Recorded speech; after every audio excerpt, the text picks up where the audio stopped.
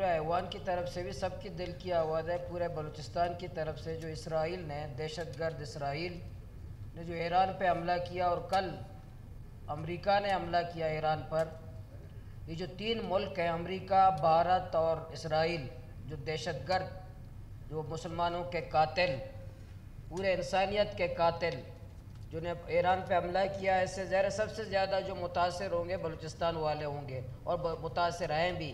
تو اس پہ پورے ایوان پہ قرارداد بھی آنا چاہیے، اگر ہے بھی تو پورے بلوچستان کے اسمبلی کو، بلوچستان کے عوام کو ایرانی عوام کے ساتھ کھڑا ہونا چاہیے. صرف بارڈر بند ہے.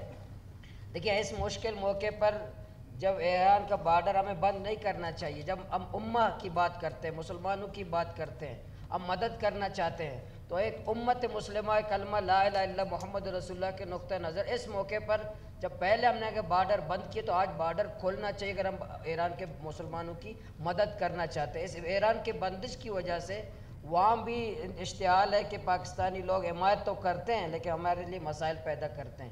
ایران کی بندش سے جو ہمارے مسائل ہیں، جو بارڈر کے رہنے والوں کے معاش کے مسائل ہیں، وہ بھی میں اور آپ جانتے ہیں. اسی طرح میں صوبائی حکومت سے بھی آپ سب سے مطالبہ کرتے ہیں اس موقع پر ہمیں ایران کے عوام کے ساتھ، اور جو تین ملک ہیں، ٹرمپ کو جو کہتے ہیں نوبل انعام، میری تجویز اس کو فساد کا نوبل انعام ملنا چاہیے. فساد کا، امن کا نوبل انعام نہیں، فساد کا نوبل انعام ٹرمپ کو ملنا چاہیے. ٹرمپ، مودی اور وہ جو دوسرے سائل کا نام پتہ نہیں مشکل نام ہے، اور تینوں کا یہ تینوں کو فساد کا نوبل انعام ملنا چاہیے. بدقسمتی سے ان کو ہم لوگ سفارش کر رہے ہیں کہ امن کا نوبل انعام ملنا چاہیے. جو مسلمانوں کے قاتل ہیں، انسانیت کے قاتل ہیں، ٹرمپ اور امن، اس کو ہم سفارش کرتے ہیں کہ امن کا نوبل انعام ملنا چاہیے. اس لیے تینوں جو دہشت گرد ہیں، بھارت، اسرائیل، امریکہ، تینوں دہشت گرد ملک ہیں، تینوں مسلمانوں کے قاتل ہیں، تینوں انسانیت کے قاتل ہیں. ان کے خلاف پورا بلوچستان ایرانی عوام کے ساتھ ہے.